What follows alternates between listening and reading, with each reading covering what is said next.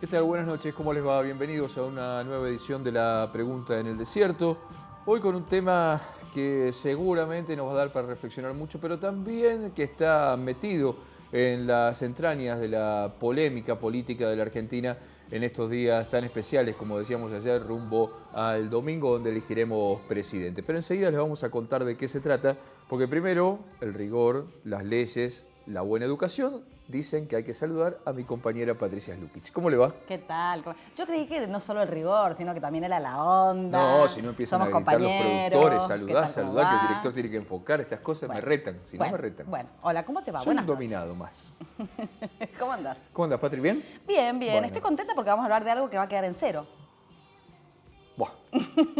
Bueno, así se promete, ¿no? Todo De es una promesas está lleno el mundo, pero sobre Sí. todo de promesas incumplidas está lleno el mundo. Sí. Vamos a hablar de la pobreza. ¿Alguna vez usaste esto vos? Sí. Yo- No. A mí me cuesta, ¿eh? Me cuesta. No un chanchito uruguayo como este, porque estoy viendo que es de Colonia del Sacramento. Ah, No he qué usado bonito. chanchitos uruguayos, pero sí he usado chanchitos, he usado latitas, Sí, las alcancías. botellas. Botella que le haces el botellas. agujero, pones la monedita. Exactamente. Bueno, hemos usado de todo para intentar ahorrar en momentos difíciles. A ver, vamos a charlar hoy con nuestros invitados sobre el tema de la pobreza. Con ese título es tan amplio que sería imposible quizás acercarlo a un solo programa o a un ratito de emisión televisiva.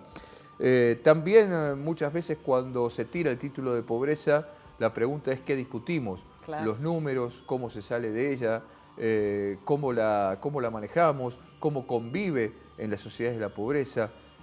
Vos dijiste algo cierto, se promete que va a ser cero. ¿Hay alguna sociedad que tenga pobreza cero? No.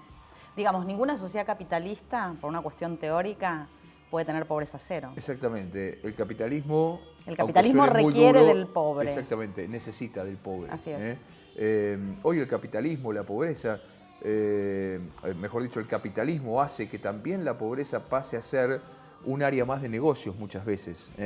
Un amigo en común nuestro, como es Rodolfo Cabañaro, nadie que pueda ser sospechado de izquierdoso, ¿no? Como Rodolfo siempre dice, y en sus columnas económicas, y muchas veces lo hemos charlado, de que atrás de la pobreza hay también un gran negocio de organismos internacionales, de consultoras, de gente que te cobra fortunas, organismos internacionales para hacer estudios sobre la pobreza. Bueno, la verdad que el tema es tan amplio, pero tan amplio, Patri, Sí. que... Además depende también de qué definís como pobreza. Exactamente. ¿No? Y entonces, bueno, vamos a ver si la pobreza...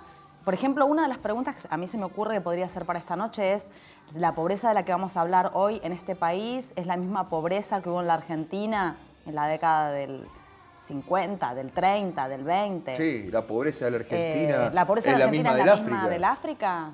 ¿Es igual a la de Alemania? Que tanto La se pobreza de refería? Finlandia será igual a la de Argentina, seguramente que Bueno. no. Bueno, por eso hay muchas cosas y es un tema realmente muy amplio y con muchas aristas que vamos a charlar hoy junto a nuestros invitados. ¿Le parece que arranquemos así, Por optimizamos favor. el tiempo, como se suele decir? Sí, señor. Bueno, la pregunta en el desierto, hoy vamos a charlar de pobreza, las causas de la pobreza, cómo se mide la pobreza, si es que se puede medir. Bueno, un montón de preguntas que quedan lanzadas en la arena del desierto de Acequia, la televisión pública de Mendoza. Así arrancamos. ¿Cuáles son nuestros ideales? ¿Sabemos discernir entre nuestros logros y nuestras falencias? ¿Conocemos nuestra identidad? ¿Conocemos a los que viven a nuestro lado? ¿Somos conscientes que nuestras decisiones como individuos repercuten en la sociedad? Estas son algunas de las preguntas que andan vagando por el desierto.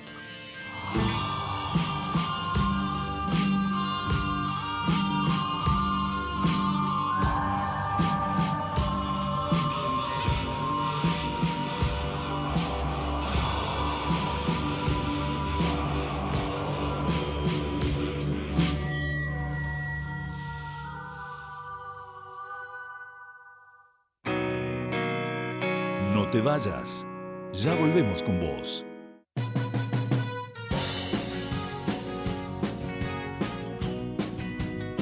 Venite al casino si quieres ganar, todos vamos sumando la alegría y la suerte, divertite ganando.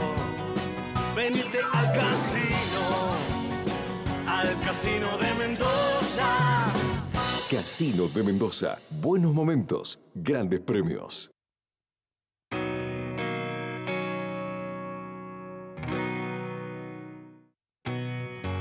Estás viendo La pregunta en el desierto. Estás viendo la TV pública de Mendoza. República. La televisión pública. Estás viendo la televisión pública de Mendoza. TV pública. República. Acequia. República.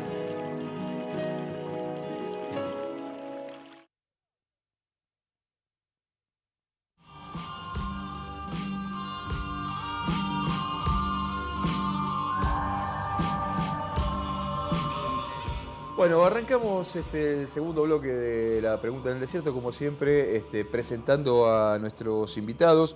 Tenemos a alguien que, para todos los que transitaron la Facultad de Ciencias Políticas y Sociales de la Universidad Nacional de Cuyo, y también para muchos de ustedes quizás que están del otro lado, durante mucho tiempo fue un destacado dirigente gremial de la FADIUNC y hoy lo sigue siendo, está Carmelo Cortese, que es licenciado en Sociología, secretario de prensa de la FADIUNC y es profesor de Procesos Sociales y Contemporáneos y Estructura Social y Movimientos Sociales de Mendoza, como les decía recién, en la Facultad de Ciencias Políticas y Sociales de la Universidad Nacional de Cuyo. Buenas noches, Carmelo, gracias por acompañarnos. ¿Qué tal? Buenas noches. Bueno, y también está con nosotros Pablo Gareca, presidente de Alternativa Solidaria, una organización social que trabaja mucho en los municipios del Gran Mendoza y que también tuvo su paso como director de Derechos Humanos y Desarrollo Social de la universidad, escuchaba a mí, de la Municipalidad de Guaymallén, así se dice. Buenas noches. ¿Qué tal? Buenas Bienvenido. Y también está con nosotros Sergio Reynoso, que es licenciado en Trabajo Social e integra el equipo de coordinación técnica de la Dirección de Desarrollo Social de la Municipalidad de Godoy Cruz. Sergio, buenas noches, gracias. ¿Qué tal? Buenas noches. Gracias por acompañarnos. Bueno, a ver, lo planteamos en el primer bloque, un tema que nos parece a nosotros que va a dar para muchas aristas, para charlar largo y tendido y seguramente iremos salpicando en los tiempos de la televisión por todas las cosas que hemos hablado. Si les parece, Patri, les parece, muchachos, para arrancar y que nos sirva también de disparador para la charla, vamos a presentar un informe que armó la producción de la pregunta en el desierto sobre la pobreza, sobre la provincia, sobre la nación y este tema que nos convoca hoy aquí en Acequia, la televisión pública de Mendoza.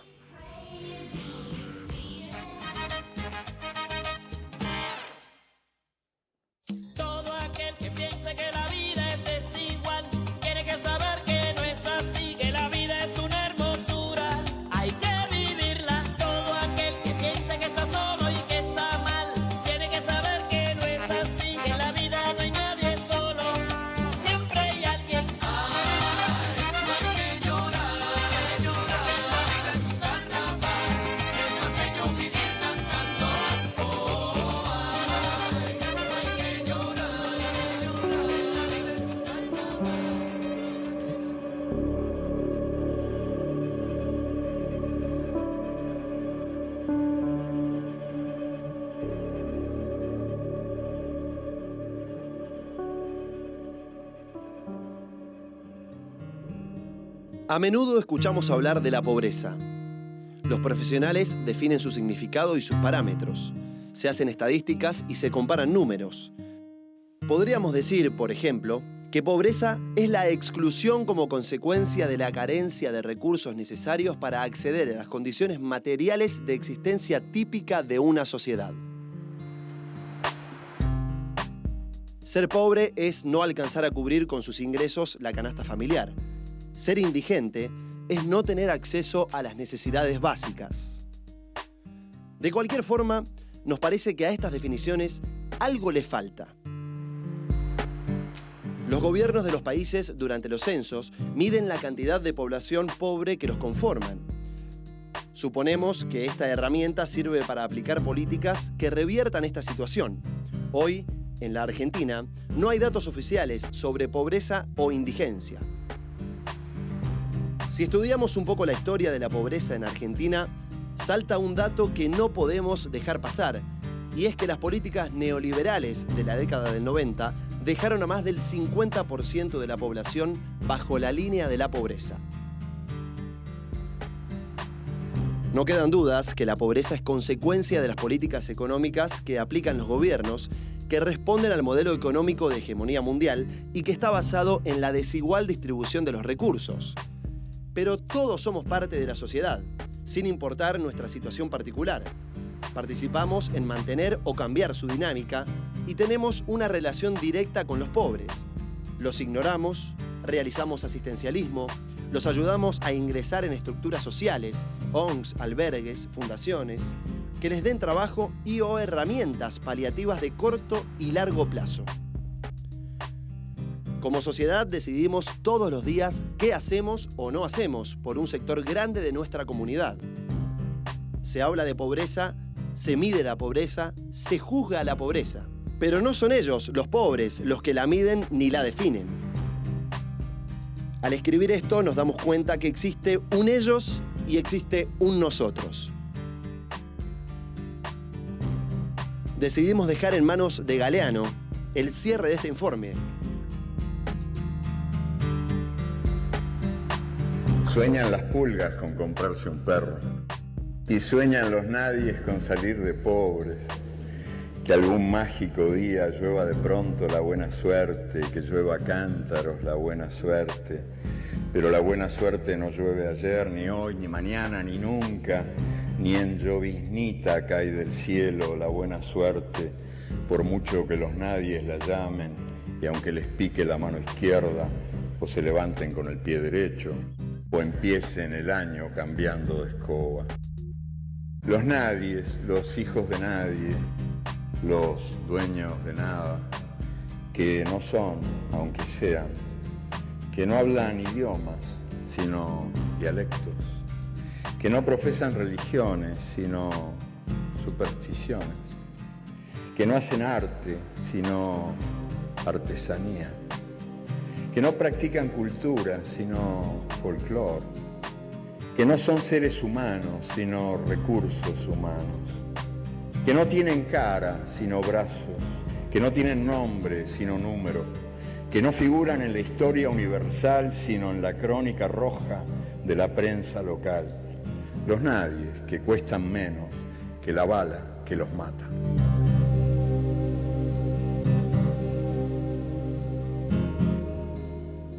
Bueno, se lo extraña, ¿no? Se lo extraña Galeano. A ver, las imágenes creo que resumen un poco muchas de las cosas que hablamos en el primer bloque con Patricia, si la pobreza es igual en todos lados, si la pobreza hoy tiene las características que tenía hace 40 años atrás, 50 o 15, sin ir más lejos. ¿Por dónde se puede arrancar y empezar a discutir la pobreza, Carmelo? Mira, se me ocurre algo, primero que nada, para evitar suspicacias. Por ahí, viste, uno discute estas cosas y como estamos próximos a una elección, se puede pensar que va a decir algo las personas que estamos aquí pensando en el domingo próximo. Yo creo que lo primero que hay que hacer es tomar una posición no mezquina, una posición amplia que no tenga que ver con quién va a ganar el domingo. Es decir, la pobreza está ahí. Gane quien gane, el tema está ahí. El tema está ahí y se trata de última, como se decía en el informe, de generar políticas para resolver la situación de la pobreza y no de hacer política con los pobres. En todo caso, hay políticas para sacar a las personas de la situación de pobreza. No debe haber manejos políticos con los pobres. Entonces, lo primero que quiero hacer es sacar, independientemente de lo que cada uno piense respecto a lo que alguno de los candidatos puede hacer. Pero el tema es que la pobreza está ahí. Hay mucha discusión porque el gobierno en un momento midió el 5%, después dijo que no podía medir, que si medía estigmatizaba. Bueno, nada de eso es cierto. La pobreza está ahí, nos golpea, basta caminar por cualquiera de los barrios del Gran Mendoza o de trasladarse. Ahora, La pregunta inicial que voy a hacer, la pobreza no es igual porque es un concepto relativo y es histórico. Por lo tanto, no podemos comparar qué significaba ser pobre en la Edad Media, qué significa ser pobre en los inicios del capitalismo, qué es hoy día. Recién creo que Patricia al inicio del informe decía algo. En el capitalismo es imposible pensar en una sociedad capitalista sin pobres. El capitalismo es una inmensa máquina de producir riqueza, pero al tiempo que la produce, la acumula en un polo. Claro. En el otro polo hay pobreza. Y produce también esa pobreza que sustenta esa riqueza de alguna manera. Exactamente. Y eso está ligado a un concepto previo, yo diría, que es la desigualdad. No hablaríamos de pobre si hubiese una mayor igualdad, es decir, una distribución más o menos equitativa, pero una sociedad como la capitalista se basa en la expropiación de la mayoría por unos pocos. Está bien, está esto en discusión, dependerá de los puntos de vista, pero básicamente el capitalismo se basa en la explotación de trabajo ajeno y en la acumulación de riqueza sobre esto. Y nuestras sociedades son profundamente desiguales. Es cierto que hay momentos de la historia en que esto es más desigual que otros, por ejemplo 2001, 2002. Producto, el informe decía, de la política neoliberal, pero también de la forma en que se salió de la política neoliberal, que fue con una mega devaluación en el comienzo del gobierno de Duhalde, en donde se discutía justamente si continuar dolarizados o devaluar, se devaluó, y en el 2002 tuvimos más del 50% de la población pobre. A su vez, esto estaba sustentado en el tema del trabajo. Es decir, básicamente en una sociedad capitalista las condiciones laborales, el nivel de empleo, el nivel de remuneración y la calidad del trabajo son las que de alguna manera determinan estas condiciones de mayor o menor pobreza o de mayor o menor acceso a la riqueza. Comparado con 2002, la Argentina está mejor, pero comparado con los niveles históricos, nosotros estamos hoy día en niveles similares a los que se tenía fines de los 80, en donde estamos hablando de estamos hablando de cifras que son todas discutibles, porque al no existir una medición del INDEC, primero que no existe hoy una difusión de cifras de la pobreza, aunque las hubiese, son discutibles por la intervención al INDEC. Pero entonces estamos hablando de cifras muy discutibles, pero que oscilan entre el 20 y el 30% de la población en condiciones de pobreza, y un 7 a un 10% de población indigente, que serían que no acceden a condiciones mínimas, fundamentalmente alimentarias. Perdón, sí, ligado con lo que vos estabas diciendo respecto del concepto de desigualdad, y que los niveles de pobreza que hoy tenemos se equiparan a los de la década del 80.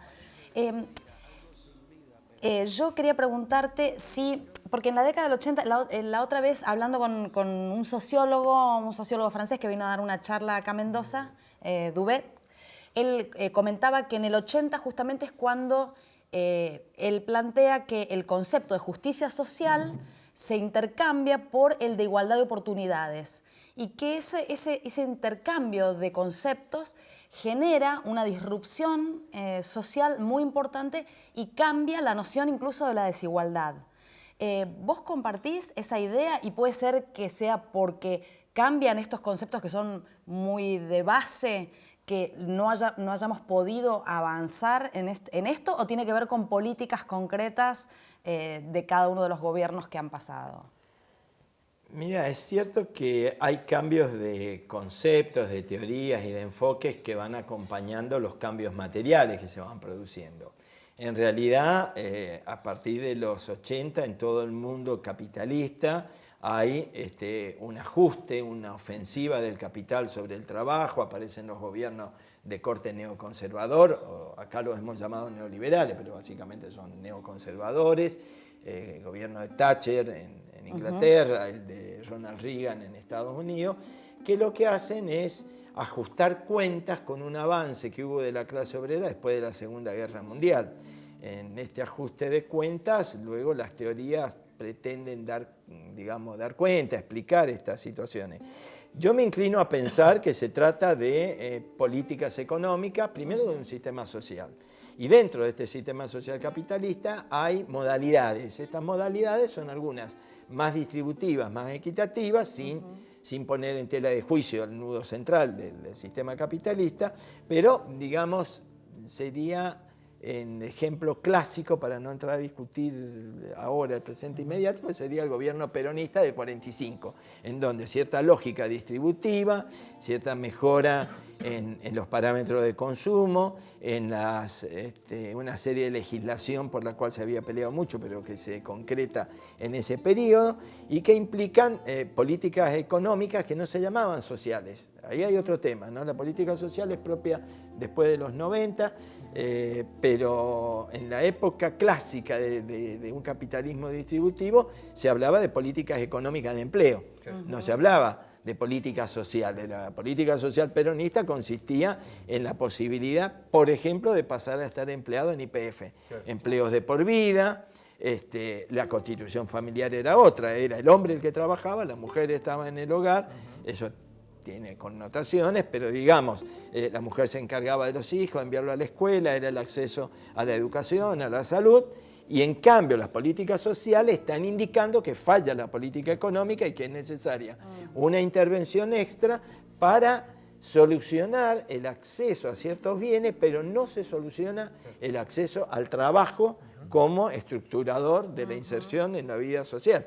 Y de la salida, de alguna manera, de la pobreza.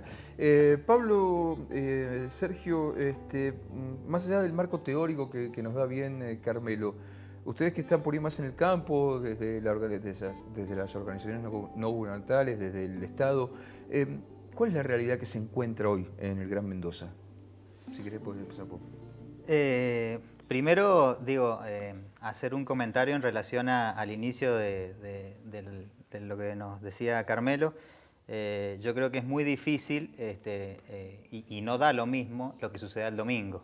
Es muy difícil no contemplar en la etapa en la que está transitando nuestro país en estos momentos y no tener en cuenta lo próximo que viene, que es el domingo, donde estamos por elegir dos modelos económicos, políticos y sociales de país bien divididos, bien plasmados y que creo que sucede en este país después de mucho tiempo, donde tenemos dos proyectos claros que los argentinos vamos a elegir. Entonces, a la hora de hablar de pobreza no da lo mismo que gane Macri a que gane Scioli el próximo domingo. Quiero aclarar porque seguramente va a ser parte también de la charla, y me parece que enriquece, que es bueno.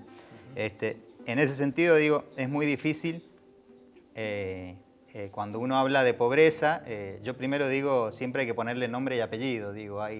Hay personas, hay familias, y la pobreza, creo que lo decían ustedes al principio o en el informe, va tomando distinto sentido en la historia en relación a los procesos políticos y económicos. No es lo mismo ser pobre, creo que lo dijo Carmelo también, en los 50, no es lo mismo ser pobre en los 90 y no es lo mismo ser pobre hoy. Me parece que hoy estamos atravesando por una situación compleja, resultado para mí, del acceso al consumo que ha generado, un Estado que se ha ocupado de eso y que mediante políticas económicas de mayor distribución ha posibilitado que muchos sectores, sobre todo grandes, los sectores populares, en otros tiempos bastante marginados del acceso al consumo, del acceso a lo público, del acceso a un montón de derechos conquistados. Ese acceso al consumo, hoy genera otro tipo de situación que hay que analizar y que tiene que ver con la pobreza cultural.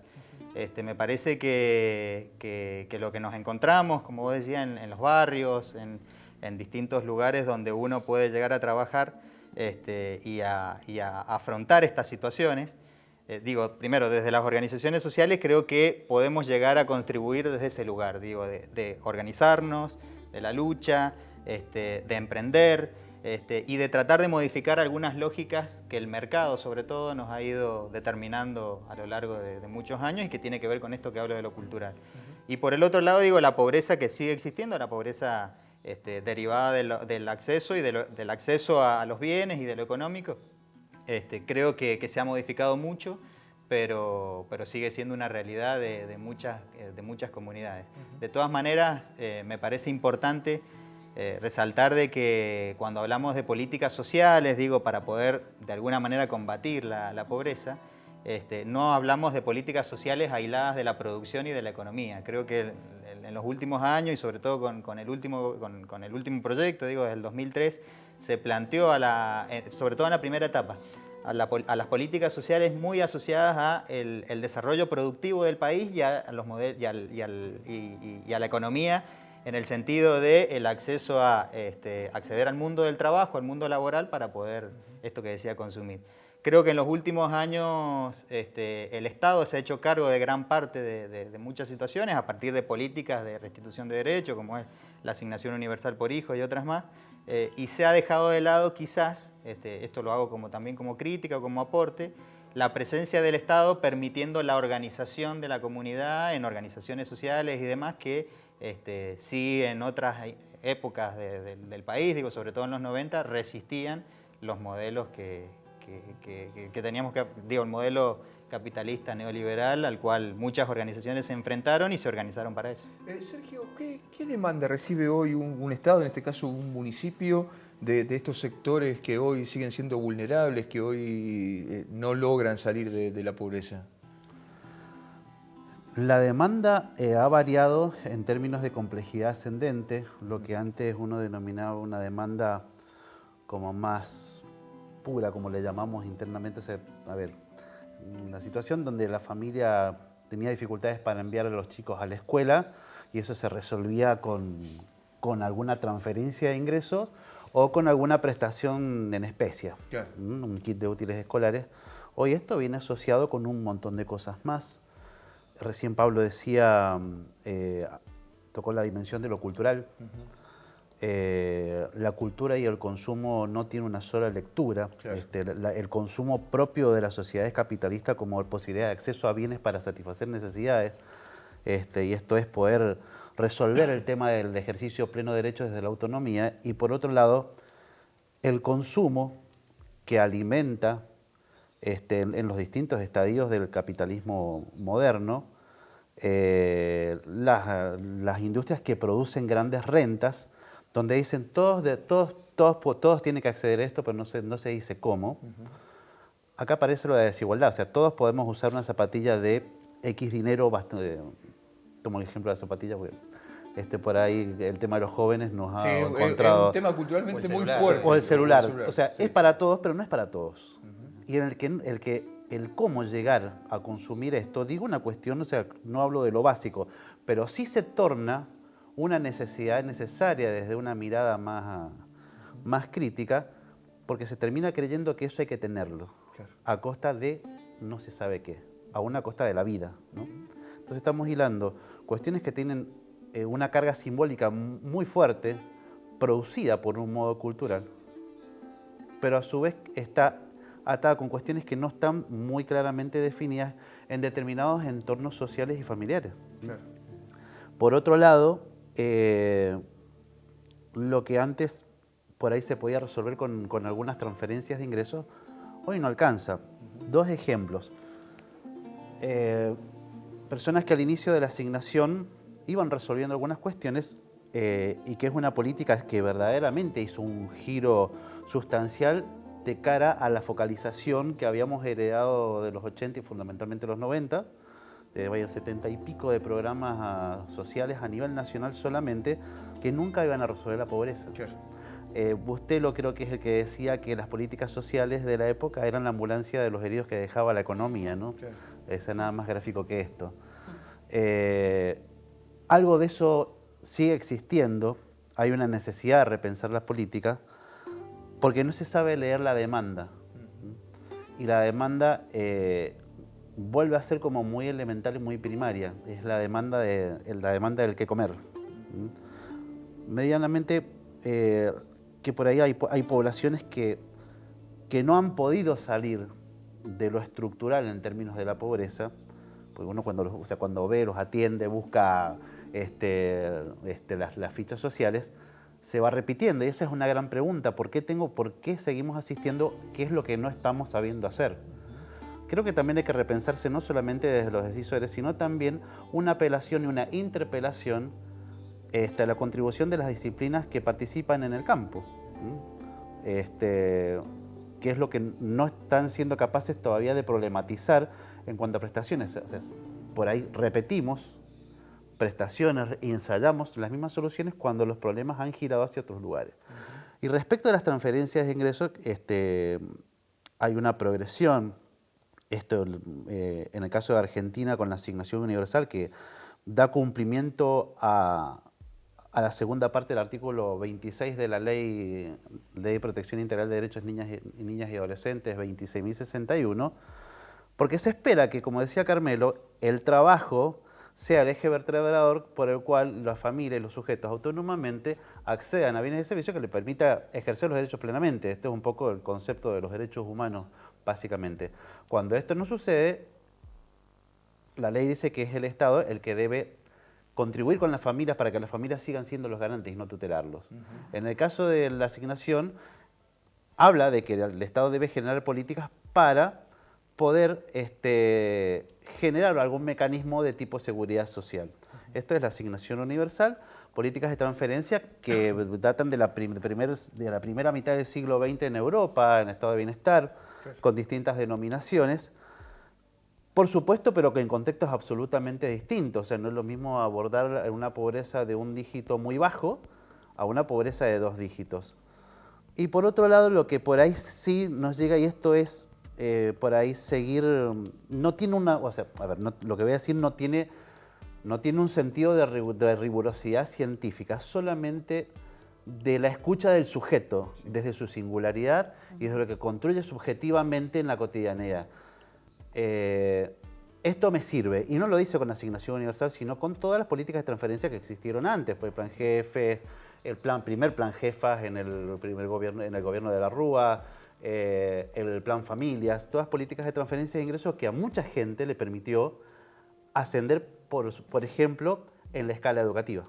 Le permitió volver a la escuela y poder terminarla. Pero también la gente dice, en realidad nosotros queremos trabajo. Porque hay una construcción identitaria del trabajo como forma de ser un sujeto valorado y valorable. Por ahí pasa, digo, en esto de las complejidades, de la singularidad. Claro, ¿no? y empiezan a cambiar también las necesidades, ¿no? Porque digo, también después empieza a surgir la pregunta, no me acuerdo con quién lo charlábamos el otro día, o aquí o en la radio, de, bueno, ¿para qué sirve esa educación? ¿No? Porque después, hoy la inclusión en el sistema educativo, que creo que es uno de los muy buenos logros de estos últimos tiempos, pero también después hay que ver esa calidad educativa, para qué sirve, cuál es la salida laboral. Digo, también se empiezan como vos decís bien, se empieza a abrir otro abanico de preguntas, de inquietudes, de necesidades de la propia gente.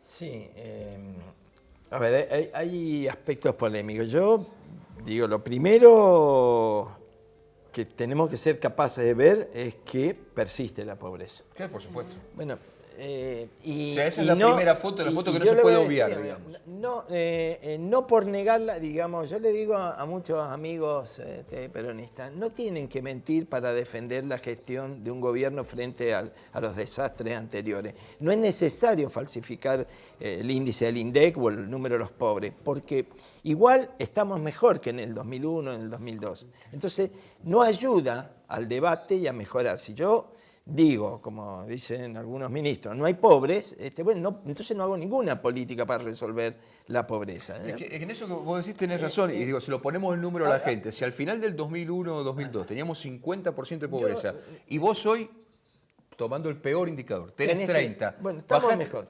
Bajaste 20 puntos Entonces, en 10 años, ¿qué? No necesito falsificar para defender algo.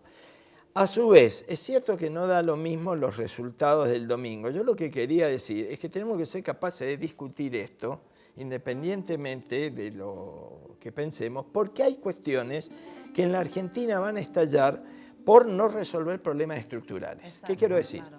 La Argentina se debe a una reforma impositiva, si queremos hacer justicia social. No ha habido reforma impositiva. O sea, el juego no paga, la renta minera no paga, la renta financiera no paga. Los trabajadores que están en la escala superior dentro de los asalariados sí pagan. Todos los trabajadores, así ganen 10 pesos o 1.000 pesos, pagan IVA. Sí, el IVA es lo bueno, más regresivo. Por lo tanto, hay una estructura impositiva regresiva. La asignación universal por hijo, yo sostengo que al que la recibe le cambia la vida. Y es la diferencia entre comer, no comer, entre acceder, vos decías, a la educación, etcétera, etcétera.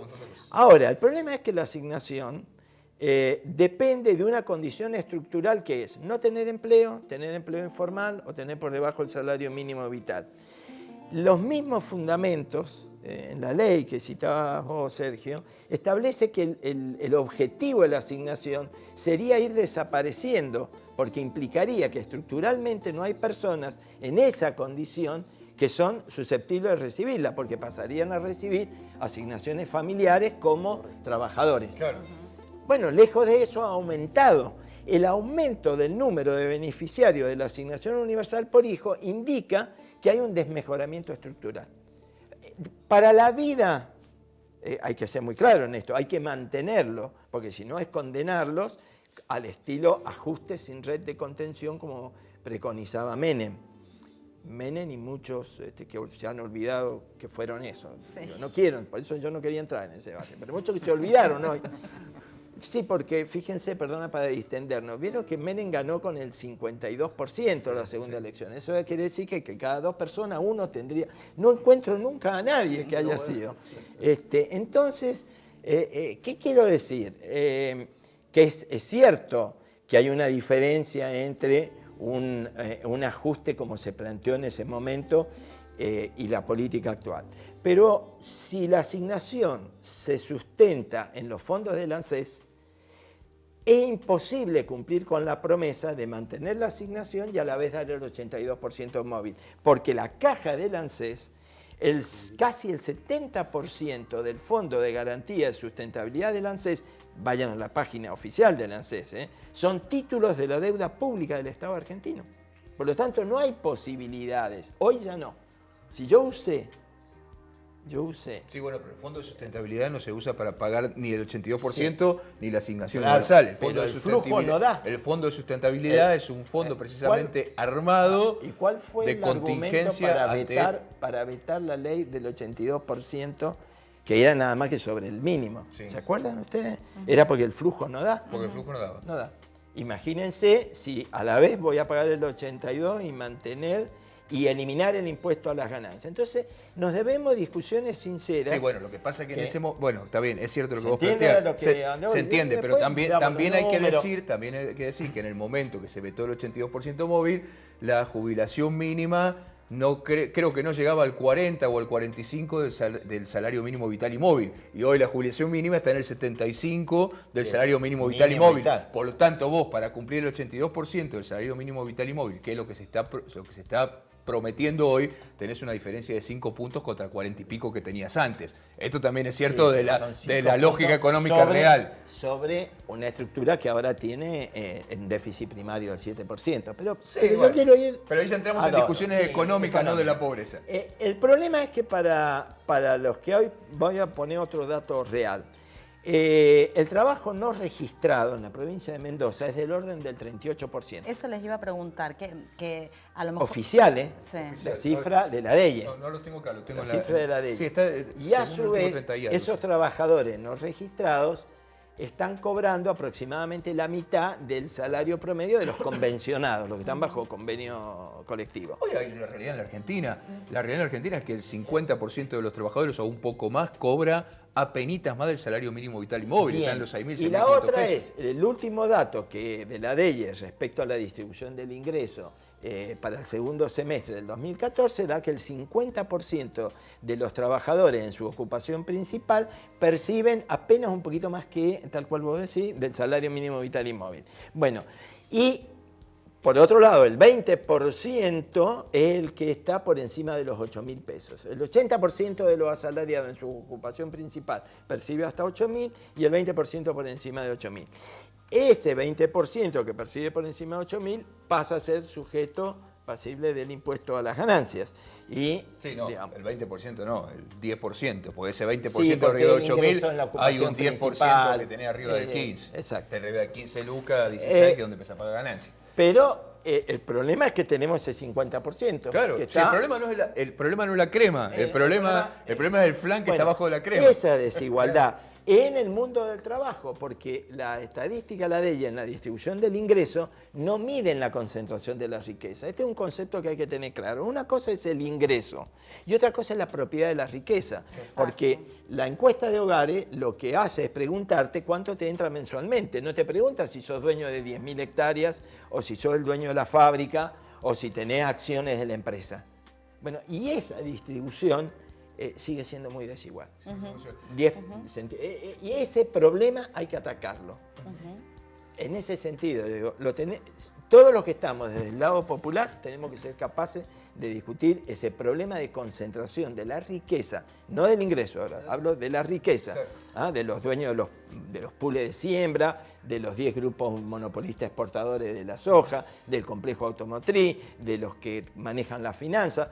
Eso no ha variado.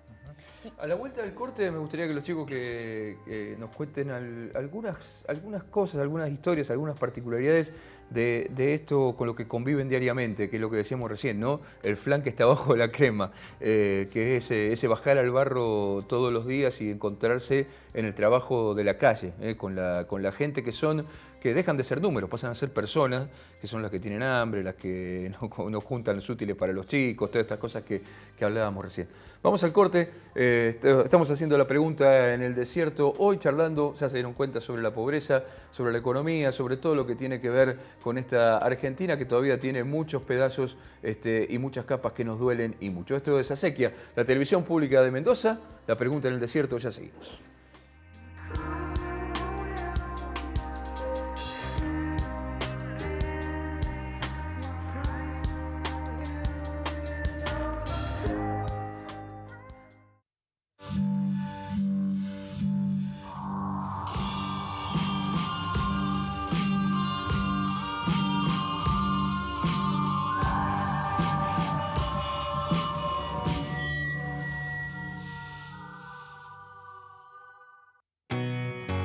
Estás viendo La pregunta en el desierto.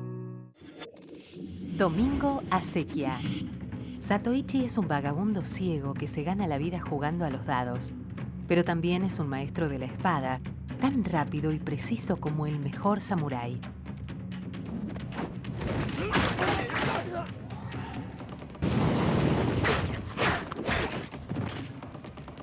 Fotogramas Acequia presenta Satoichi, de Takeshi Kitano. Domingo a las 22:30 por Acequia, el canal que nos une.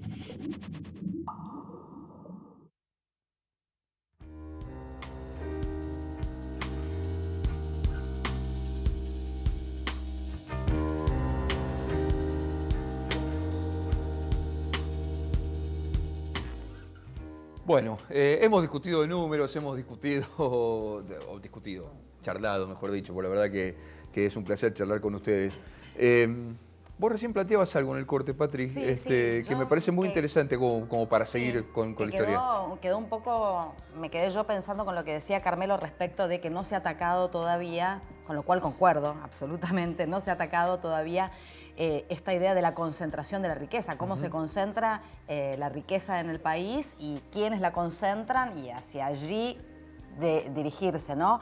Y me preguntaba quién le pone el cascabel a ese gato, porque en una economía mundializada con empresas que están transnacionalizadas y que tienen poder político y a veces voltean gobiernos, ¿cómo se hace para abordar ese problema? Ahora, esto está presente, digo, porque está muy bueno lo que planteas, pero aparte esas empresas son las que de alguna manera, precario, no precario, chico, grande, también le dan trabajo a la gente que está en esa capa de pobreza. ¿No? Digo, bueno, pero digamos que los condicionamientos son por supuesto, la acumulación. Los condicionamientos son muy fuertes. Y por ahí habría que estar bueno lo que vos traés, porque en realidad en el imaginario se captura esto y perfectamente. O sea que si uno saliese a hacer una encuesta rápida, diría, ¿usted está de acuerdo con que una multinacional hoy, 2015, venga y habrá puesto de trabajo? Todo el mundo te va a decir que sí. Claro. Ahora, primero hay que ver a quién incluye. Los que están más en la estructuración de la pobreza difícilmente entren en esos lugares de de empresas multinacionales, de cadenas. Claro, cada vez requieren trabajo más capacitado. Claro, para hacer cosas que no necesitan. Bueno, pero tanta en el calificación. campo, por ejemplo. Digo, en esto, porque yo no lo sé, la verdad que es una pregunta que siempre me hago y la traslado a colación de lo que vos decís, Marcelo. Es cierto que objetivamente abren puestos de trabajo, X cantidad de lugares de trabajo. Ahora, ¿cuánto se traduce en términos comparativos del salario que van a recibir toda esa masa de trabajadores versus el capital que se va? Porque eso no se traduce, no se dice, es complejo y hasta ahí la gente generalmente no, o sea, bueno, no un le va a ejemplo me parece problematizar, que es el tema de la minería, es un ejemplo. Claro.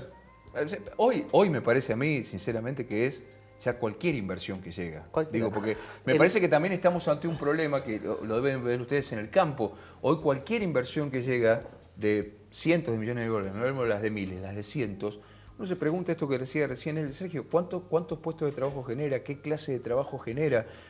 ¿Hasta dónde rompe esta necesidad que tenemos de sacar a mucha gente de la pobreza vía trabajo? Digo. En realidad también lo que genera que una multinacional se instale en un pueblo, en una provincia o en una ciudad, digo, lo que genera en términos laborales, en términos de producción y en términos, en el ejemplo que daban, de protección del medio ambiente.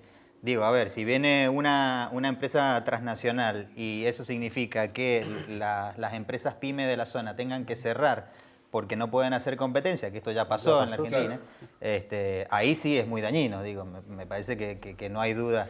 Ahora, si eso genera inversión, si genera puestos de trabajo, y como decía Sergio, es muy probable que nadie se oponga a que venga la empresa, porque seguramente uno va a evaluar que en una determinada comunidad te va a permitir acceder a poder laburar, digo. Y terminamos otra vez en algo que subyace, me parece, durante toda la conversación, que es el rol del Estado. ¿Sí? De un Estado que sea regulador en el buen sentido de las inversiones que llegan, que sea capaz de generar condiciones de inversión, pero a su vez también de desarrollo, porque si no, digo... Y mira, nosotros tuvimos algunos ejemplos de eso. Se discutió mucho el tema de la minería en Mendoza. Efectivamente, los trabajadores mineros decían, no, que venga la Vale, o como se llame, la empresa multinacional por el tema de potasio Río Colorado, porque me da fuente de trabajo.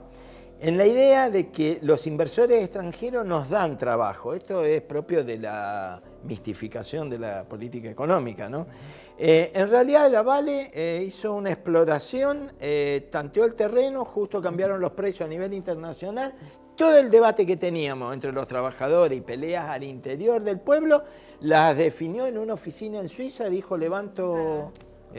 digo en Suiza porque era brasileira, pero estaban conectados con los accionistas. Levantó y quedaron los miles de trabajadores que creían que tenían el puesto de trabajo, quedaron en la calle. La Barrick, lo mismo.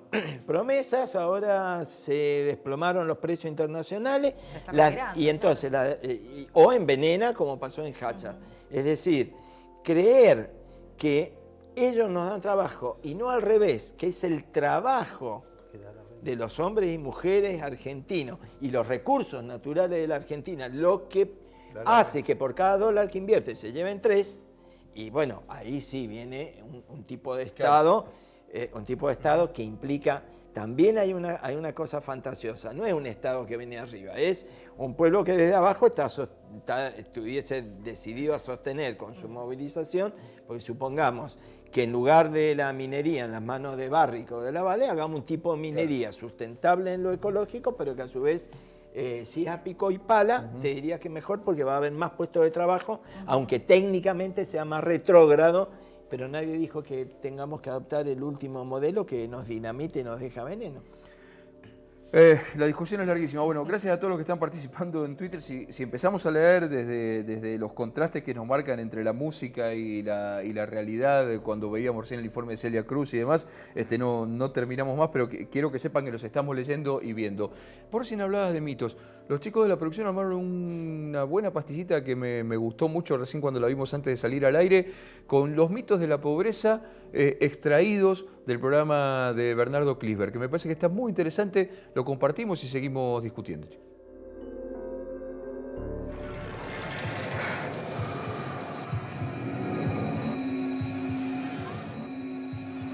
¿Sabía usted que en el mundo hay 3.200 millones de personas que ganan menos de $2 diario?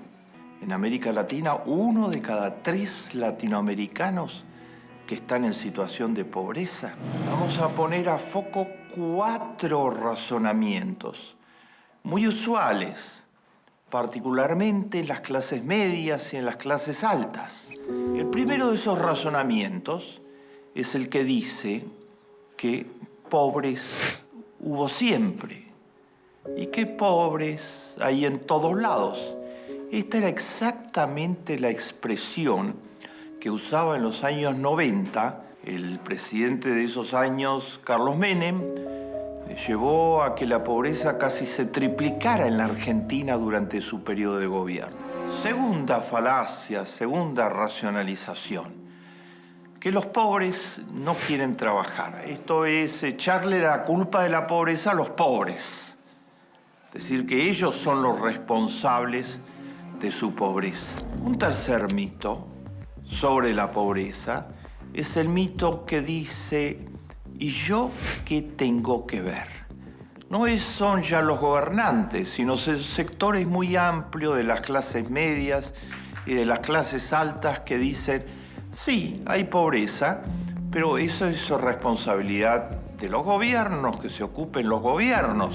La cuarta es esta muy popularizada, de decir: mucho cuidado con ayudar a los pobres a través de programas asistenciales y de las políticas sociales en general, porque esto estimula la vagancia.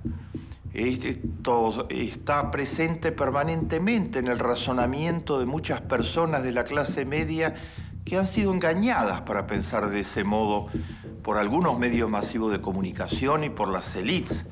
Y la gente piensa de ese modo porque no tiene información, porque su información sobre los temas de la pobreza son muy limitados, porque no sabe siquiera que existe un universo tan grande de gente pobre, y porque se la ha engañado es profeso, porque sectores importantes del 1%, ese 1% que controla el 43% de toda la riqueza del género humano, no quieren gastar en los pobres.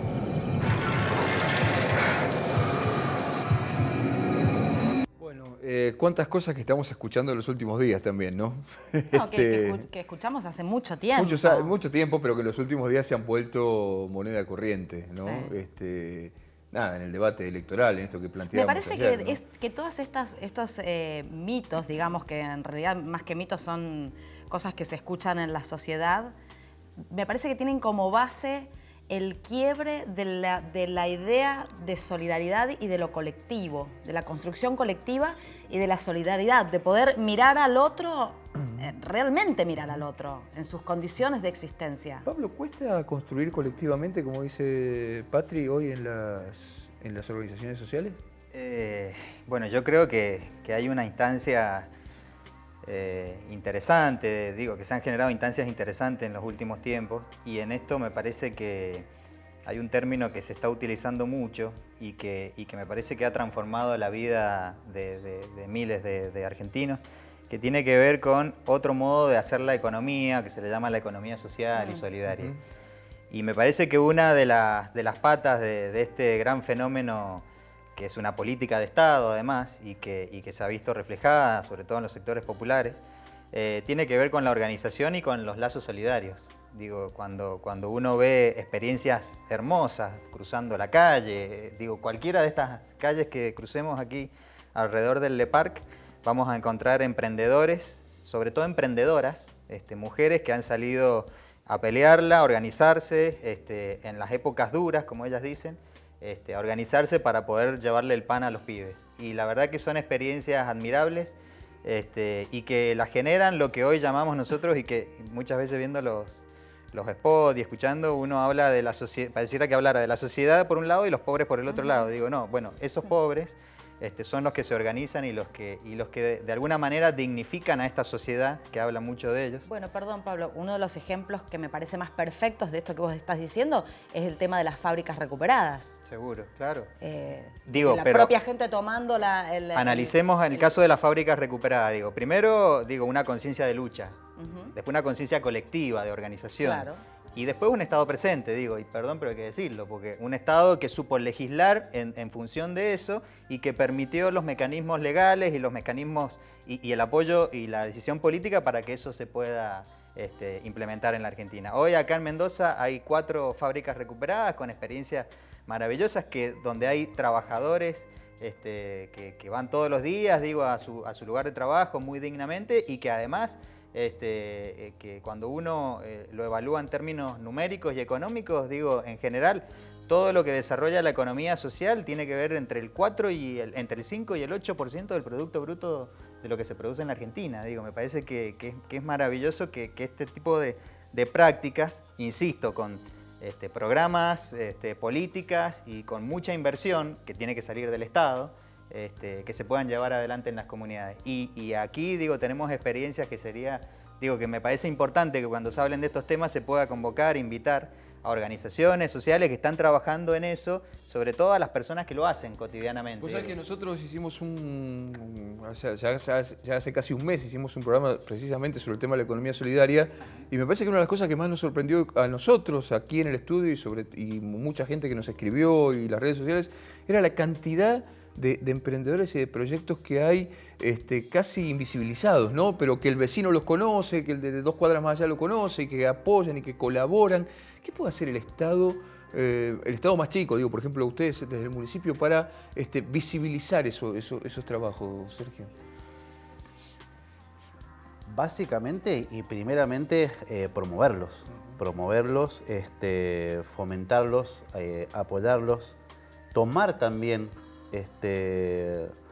los nodos de la filosofía, la economía social, porque hay una gran diferencia de la economía, que todos conocemos. Hace 2 economía minutos. social que tiene que ver con resolver las cuestiones sustanciales de la reproducción cotidiana de la vida y pasar por otras cosas también. Los mecanismos solidarios son los que comparativamente, y esto está demostrado, estamos frente a monstruos, de la economía. Pero este dato que trae Pablo, no lo tenía, no es un porcentaje para nada despreciable, porque está queriendo decir que se pueden hacer otras cosas. Y esto tiene un fondo, en el caso de la economía social, es un fondo ideológico que acá no lo podés asimilar, a determinados partidos, pero sí es un concepto absolutamente distinto, es una filosofía absolutamente distinta.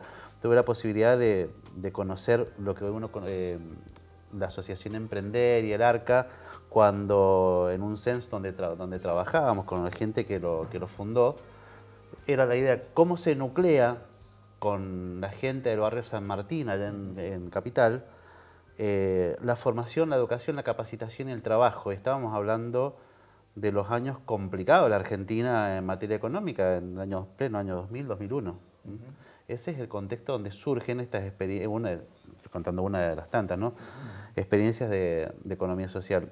En el municipio hay un fuerte fomento, en el municipio de Godoy Cruz, de iniciativas de esta naturaleza, no solamente productivas, con la denominada incubadora de empresas, que son personas que empezaron con capacitaciones facilitadas por el municipio, haciéndoselas accesibles, donde van capacitadoras mujeres, en el caso de la soldadura y de la cerámica, donde inicialmente es poder proponer otra cosa más allá de la asistencia que uno no la niega, por esto que decía, la pobreza está, es un dato objetivable y hay que hacer algo con ella, sino apostando a hacer otras cosas desde lo singular. Por supuesto que un taller de capacitación no te va a mover los números de la macroeconomía, pero sí es cierto que personas con mejores niveles de calificación van a tener mejores posibilidades de hacer frente al mercado laboral. Claro, sí. Entonces, este tipo de experiencias, la Agencia de Producción y Empleo, que entre una de las cosas que hace es, ya sí en la economía más formal, la que uno conoce, es ligar, las empresas del medio con los trabajadores que piden, digamos, que solicitan empleo, básicamente, y eso funciona bastante. Todas las semanas hay publicaciones, se sube a la página, circula mucha gente. Bueno, volviendo al tema de la incubadora de empresas, personas que hasta hace un par de años no tenía absolutamente ningún instrumento para, salvo lo informal. En la redacción de los diarios siempre decimos que los diarios se venden de a uno, ¿no? Y así se va sumando. Digo, me parece que en esto también, ¿no? Es sacar de a uno. Sí, perdón, sí. ¿puedo? Sí. ¿Tengo tiempo de preguntar? Puede y tienen 15 segundos cada uno para responder su pregunta. No, porque yo me estaba preguntando, digamos, vivimos en un mundo en el que culturalmente, lo estábamos hablando más temprano, la incentivación es a consumir, a que tengamos necesidades que en realidad no tenemos para ir a consumir eso. Si puede ser en crédito mejor, porque el crédito es la base de una economía de consumo sustentable, no para nosotros, sino para los que nos dan los créditos y nos cobran los intereses. ¿Cómo se articularían estas formas de economía social con la economía formal? Porque yo estaba pensando recién respecto del informe que también, si uno quiere ser malo con la clase media, digamos, o con estas formas de decir los pobres no quieren trabajar, los pobres... también podemos decir, y esta economía es para la gente que no puede ir al shopping a comprarse las zapatillas en crédito. Entonces, ¿cómo equiparar esas formas culturales? Me pregunto. Y me parece buena la pregunta, porque en realidad, si algo no debe suceder o no debe concebirse, es como la economía de verdad y la economía del juego, ¿no? La economía, esto o sea, salir de esta cuestión del emprendimiento de los pobres que no termina más allá de lo que puedan vender en el barrio, y por otro lado circula la economía de verdad. Son dos miradas de la economía distintas, esa es una cosa. Coincido con Carmelo que esto está ligado a las variables macroeconómicas, por lo tanto, si uno quiere ir por los términos de igualdad en una sociedad, no hay otra forma que no sea con un Estado de carácter interventivo, con una intervención seria, inteligente, no autoritaria, pero que sí debe participar de la economía. No hay forma, ya está altamente demostrado que el mercado no regula nada salvo la acumulación de la renta en manos de pocos. Exactamente. ¿Pablo? Sí, me parece que la respuesta a lo que vos planteabas está en el Estado, digo, y un poco lo que decía Sergio, digo, a ver, el Estado como regulador, el Estado haciéndose cargo, y no el mercado poniendo las reglas que sabemos hacia dónde van y qué es lo que generan. Y en ese sentido pongo un ejemplo, digo, Mendoza tiene una ley interesante, que es la Ley de Economía Social, donde plantea y promueve que sea el mismo Estado el que compre y el que destine una porción de lo que el Estado gasta o invierte a hacedores de la economía social. Entonces, si eso sucede de verdad, digo, ¿por qué no competir con las mismas reglas del juego que las que compiten las otras, los que compiten en el marco del mercado más grande? ¿Carmelo? Políticamente incorrecto. En una materia que doy actualmente digo que la contradicción Estado-mercado en alguna medida es falsa, porque el Estado cuando más intervino en la Argentina fue durante la dictadura militar. Es decir, la intervención sola del Estado no es lo que resuelve.